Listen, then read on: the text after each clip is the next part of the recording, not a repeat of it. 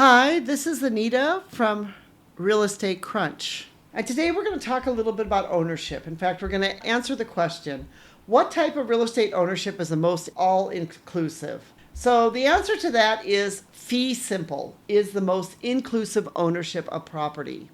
Fee simple is a legal term used in real estate for full and irrevocable land ownership of any building on that land. It's considered the highest form of ownership. It means the land is sold outright without any limitations or restrictions placed upon the land other than local zoning ordinances. The term fee simple applies to real estate. It includes real estate such as land, buildings, and other immovable property. So it's only for immovable property, not for movable property. So when you purchase a property, you will usually purchase it fee simple. So that is the type of property that most people will purchase the property with. You own the property, you own the buildings on the property, including the home, and you have all rights to use that property as you want to use it and as on the title deed. But there's different types of fees simple too, like everything in real estate, which we've talked about here, is real estate, and the real estate holdings is actually really quite a complicated subject. There's first of all, there's fee simple absolute, which means it's the most absolute form of property ownership, as there's no restrictions placed on the ownership. It's the most common form of property ownership in the United States. It's usually what people mean when they're discussing the fee simple ownership. It means that you have ownership forever until you decide to sell that property. And that means that you can also pass down the property to somebody, an heir or somebody else that you want to pass down that property to. That is really the fee simple. Fee simple is basically you have all these rights attached to the property. There's also another one, which is fee simple defensible, which is called the fee simple determinable. And this is slightly less absolute form of ownership than the fee simple.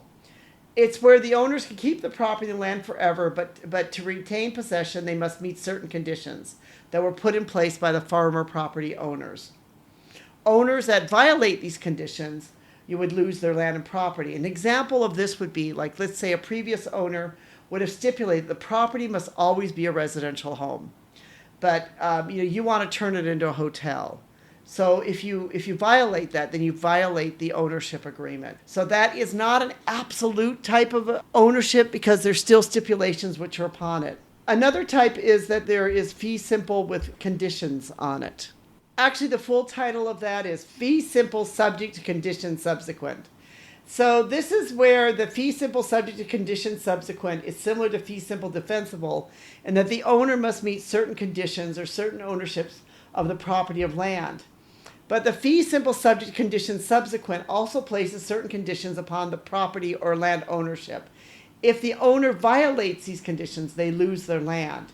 But in this case, the owners do not automatically take repossession, and the former owners can ignore the violations and let the new owners retain ownership. So in other words, this would be that if somebody sold the land to somebody else, and it says the property must always remain a residential property, but you decide you want to turn the property into a hotel, the former owner can either take possession or ignore your violation.